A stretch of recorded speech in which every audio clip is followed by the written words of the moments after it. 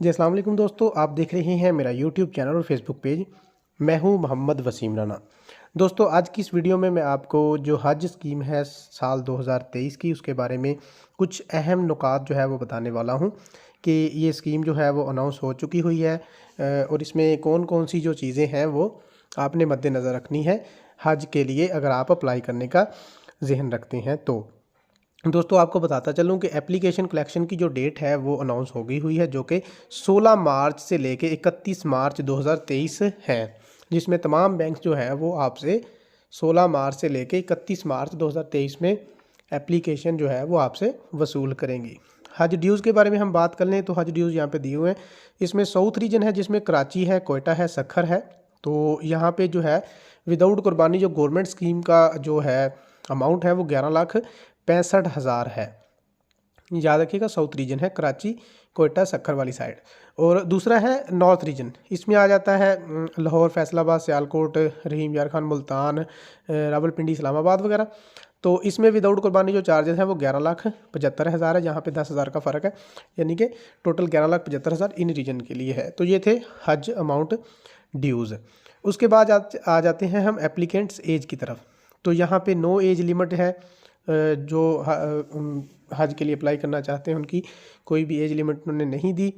तो दूसरी सूरत में आ जाता है एजेड पर्सन या मेडिकली अनफिट, अगर कोई बंदा है तो वो हज तो कर सकता है, लेकिन उसके साथ एक हेल्पर होना लाजमी है। यानी कि अगर कोई इतनी एज का बंदा है कि वो खुद से अपने आप को मैनेज नहीं कर सकता, तो वो एक हेल्पर के साथ हज के लिए जा सकता है, एलिजिबल है।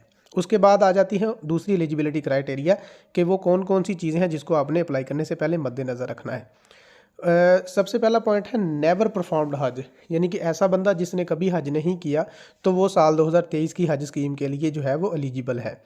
दूसरा आ जाता है परफॉर्म्ड हज बिफोर 2016 इन गवर्नमेंट स्कीम।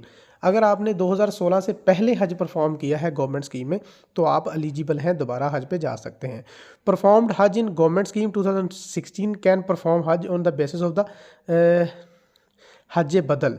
अच्छा, यहाँ पे स्टैम्प पेपर दे के तो हज बदल के तौर पे जो है उन्होंने आगे एक एफिडेविट लगाया हुआ है। एफिडेविट दे के आप हज बदल कर सकते हैं जी।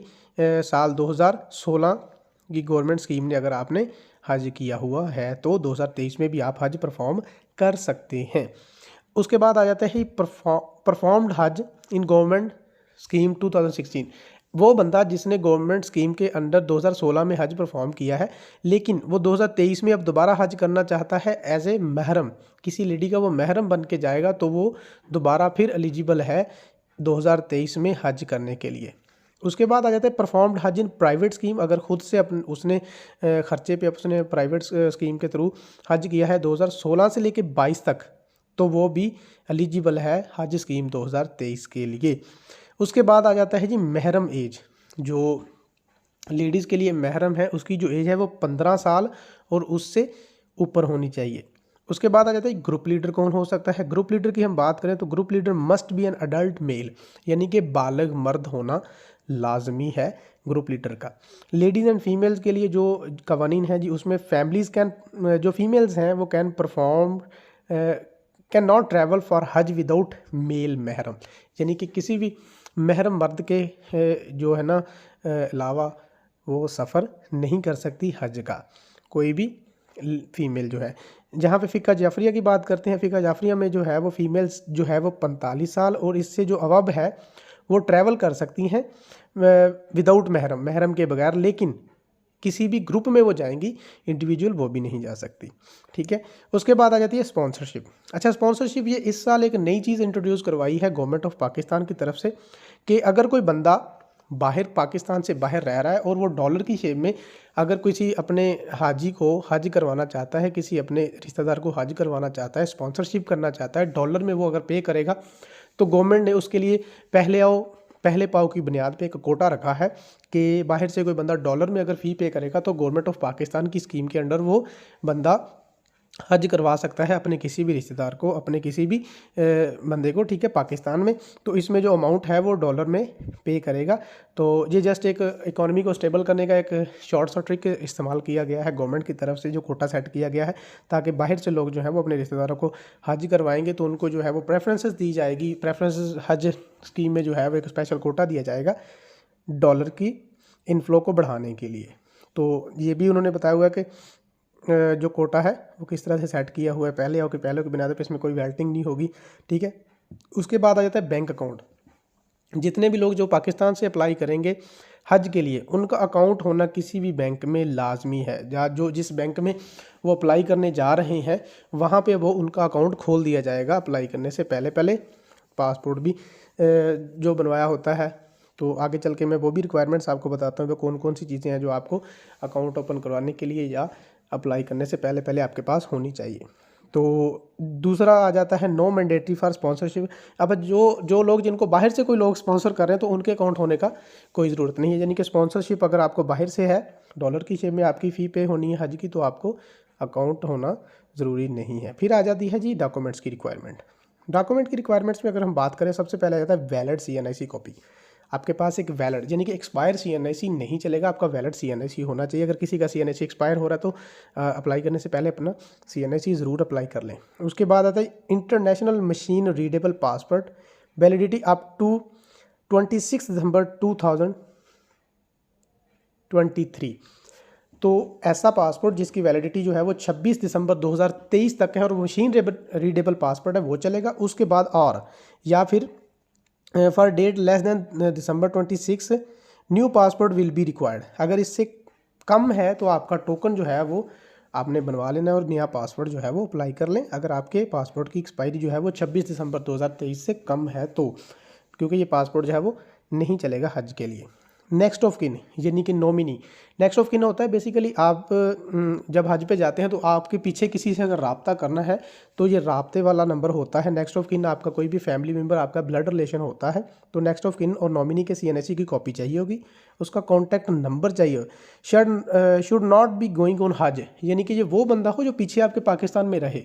पाकिस्तान से जब जा रहे हैं तो ये इसका मकसद होता है आपकी गैर मौजूदगी में रब्ता करने के लिए। तो नॉमिनी का नंबर जो है वो और CNIC है वो प्रोवाइड करना है जो कि पाकिस्तान में बंदा रहेगा, हज पे ना जा रहा हो, ताकि गवर्नमेंट ने या किसी बैंक ने या किसी भी अदारे ने रब्ता करना है तो बआसानी उनसे रब्ता कर सके। अगली चीज़ आ जाती है पिक्चर्स। 3 पिक्चर्स हैं जी। पासपोर्ट साइज़ की पिक्चर्स होती हैं with light blue background without glasses, यानी कि अगर कोई बंदा ग्लासेस पहनता है तो उसने ग्लासेस के बगैर अपनी तस्वीर बनानी, और बैक साइड पे जो है वो नीला बैकग्राउंड यानी कि ब्लू बैकग्राउंड होना चाहिए, वो भी लाइट ब्लू। जे वैसे भी जहाँ से भी आप प्रोफेशनल स्टूडियो से कहीं से पिक्चर बनवाएंगे तो उनको पता होता है जी। For ladies head scarf is mandatory. अगर कोई फीमेल है या कोई औरत है, अगर उसने पिक्चर बनवानी है तो उसके लिए जो है वो गवर्नमेंट ऑफ पाकिस्तान इसको ज़रूरी करार दिया है कि वो स्कार्फ वगैरह पहने और अपने आप को जो है वो अपने नेक को, ईयर को, हेयर को वो कवर्ड करके जो है वो अपनी तस्वीर बनाएगी। ये ज़रूरी करार दिया है जी हज पे जाने वाली तमाम ख़वातीन के लिए। उसके बाद आ जाता है medical certificate attested by doctor. जब आप अप्लाई करेंगे तो उसके लिए एक मेडिकल सर्टिफिकेट जो है वो आप बैंक से आपको परफॉर्मा मिल जाता है। जब आप किसी भी जो सीनियर डॉक्टर है गवर्नमेंट लेवल का उसके पास जाते हैं तो उनके पास भी परफॉर्मा होता है, वो आपके फिट एंड प्रॉपर का जो है वो एक सर्टिफिकेट जारी करते हैं कि आप जो है वो सफ़र के लिए जो है वो कर सकते हैं, आप सफ़र के काबिल हैं। तो एक certificate medical attested by doctor आपको जमा करवाना पड़ता है बैंक में। उसके बाद है जी COVID vaccines only following are approved by the Saudi government. अब सऊदी गवर्नमेंट ने कुछ जो है वो जो बंदे हज पे जाएंगे उनके लिए कुछ मेडिसिन जो है या कुछ जो वैक्सीन हैं वो अप्रूव्ड की हैं कि ये वैक्सीन आपको लगी होनी चाहिए। जो भी बंदे हज पे जाना चाह रहे हैं उन्होंने अप्लाई करना है तो उनके जो है वो ये वैक्सीन होना लाजमी है। फाइज़र की दी हुई है, मेडोरोना है, जो भी है। अच्छा, ये यहाँ पे तकरीबन 6-7 किस्म की उन्होंने दी है। सबसे बेस्ट जो है वो फाइज़र ही है। कोशिश करें कि फाइज़र लगवा लें ताकि आपका जो है वो इजीली एक्सेप्टेबल हो तमाम बैंक्स में और सऊदी गवर्नमेंट को। तो ओवरऑल ये थी एक ओवरव्यू हज की स्कीम के बारे में 2023 की। तो उम्मीद करता हूँ कि बहुत सारे लोगों की जो है वो बहुत सारी क्यूरीज़ को मैंने अटेंड किया है। अगर कोई क्यूरी रह भी गई है तो आप मुझे कमेंट कर सकते हैं कमेंट बॉक्स में। मैं कोशिश करूँगा कि उस क्यूरी को अगली वीडियो में जो है वो अटेंड कर सकूँ। अगली वीडियो तक के लिए मुझे दें इजाज़त। अल्लाह ताला आप सब के लिए जो है वो आसानियाँ पैदा करे। हज पे जाने वालों के लिए मेरी नेक तमन्नाएँ और ख्वाहिशात दुआ में याद रखिएगा। बहुत बहुत शुक्रिया। अगली वीडियो तक के लिए मुझे दें इजाज़त। अल्लाह हाफ़िज़।